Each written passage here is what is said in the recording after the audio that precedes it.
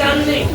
আমরা দলগতভাবে সিদ্ধান্ত নিয়েছিলাম, যেহেতু আওয়ামী লীগের আমলে নুরুল হক নূর একাধিকবার হামলা শিকার হয়েছে, যেভাবে তাকে রক্তাক্ত করা হয়েছে সেটি আপনারা সকলেই দেখেছেন।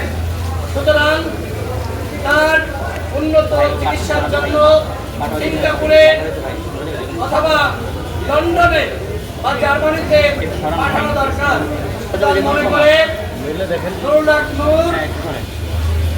হক নূরকে যদি সরকারের দয়ার উপরে আমরা আর নির্ভর করতে চাই না।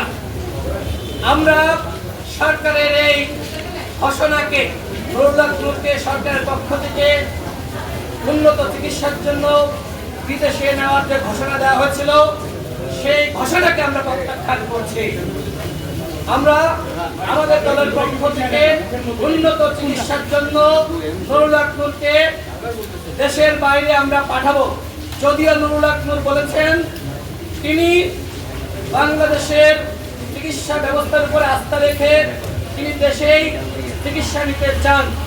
প্রিয় সাংবাদিক ভাইরা, এই ঘটনা 17 দিন অতিবাহিত হতে যাচ্ছে।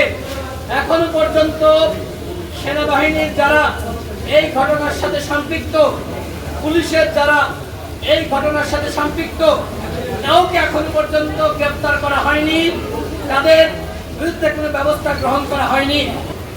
সিসিটিভি ফুটেজ রয়েছে, কিন্তু তারপরেও এখনো পর্যন্ত সেনাবাহিনী এবং পুলিশ বাহিনীর যারা এই ঘটনার সাথে সম্পৃক্ত, তাদের বিরুদ্ধে ব্যবস্থা গ্রহণ না করা আমাদের মধ্যে এক ধরনের সন্দেহ এবং সংশয় সৃষ্টি করেছে, আদৌ এই ঘটনার বিচার হবে কিনা।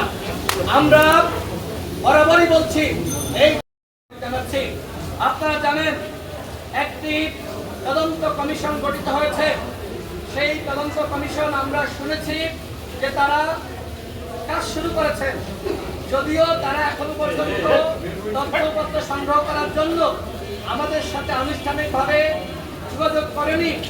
অন্য একটি মাধ্যম, প্রশাসনের একটি মাধ্যম আমার সাথে যোগাযোগ করেছে এবং কিছু তথ্যপত্র চেয়েছে। আজকের এই সাংবাদিক সম্মেলন থেকে আমরা তদন্ত কমিশনকে বলতে চাই, আমাদের সাথে আপনারা সরাসরি বসেন, আমাদের কাছ থেকে বক্তব্য গ্রহণ করেন। আমাদের কাছে যে ধরনের প্রমাণ আছে, ভিডিও আছে, আমরা আনুষ্ঠানিকভাবে সেগুলো আপনাদের কাছে আমরা সরবরাহ করতে চাই। এই তদন্ত কমিশনের উপরে আমরা আস্থা রাখছি। আমরা তাদের কাছে প্রত্যাশা করি যারা এই ঘটনার সাথে সম্পৃক্ত, তাদের বিরুদ্ধে অবশ্যই উপযুক্ত ব্যবস্থা গ্রহণ করতে হবে। সর্বশেষ বলতে চাই, নুরুল হক নূর হাসপাতালের বিছানায়, শুধুমাত্র নুরুল হক নূর হাসপাতালের বিছানায় না, আগামীতে আপনাকে কিন্তু এইভাবে আইসিইউতে আসতে হতে পারে। সুতরাং এই ঘটনার অবশ্যই বিচার হতে হবে, অন্যথায় আগামীতে যারা জুলাই বিপ্লবের নায়ক, তাদেরকেও কিন্তু এই বিভিন্ন বাহিনীর সদস্যরা বা ছাত্রলীগ, যুবলীগের ক্যাডাররা আশকারা পেয়ে তারা কিন্তু রক্তাক্ত করতে পারে, হাসপাতালে পাঠাতে পারে। সুতরাং আমি মনে করি শুধুমাত্র নুরুল হক নূর আক্রান্ত হয়নি, পুরো বাংলাদেশ আক্রান্ত হয়েছে। সুতরাং যারা অন্যায় করেছে, অপরাধ করেছে, রক্তাক্ত করেছে, তাদের বিরুদ্ধে যদি সরকার ব্যবস্থা গ্রহণ না করে, তাহলে 48 ঘন্টা পর আমরা এমন কর্মসূচি দিব, সরকার কিন্তু আমাদেরকে আর থামাতে পারবে না। আমরা এখনই বলছি না, কিন্তু সেটি হতে পারে যমুনা ঘেরাও অথবা সচিবালয় ঘেরাও।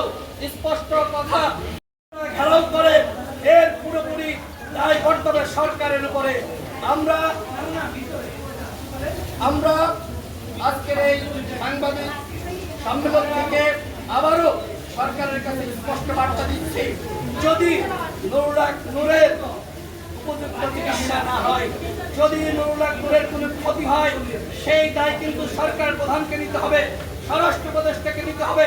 এখনো পর্যন্ত আমরা এতবার বলার পরেও কেন এই স্বরাষ্ট্র উপদেষ্টাকে সরানো হলো না, কেন তাকে জবাবদিহিতার আওতায় হলো না, সেটি আমাদের মধ্যে এক ধরনের সন্দেহ তৈরি করেছে।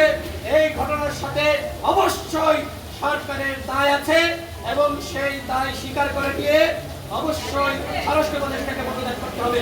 যদি কোনো প্রশ্ন না থাকে তাহলে আমাদের সাংবাদিক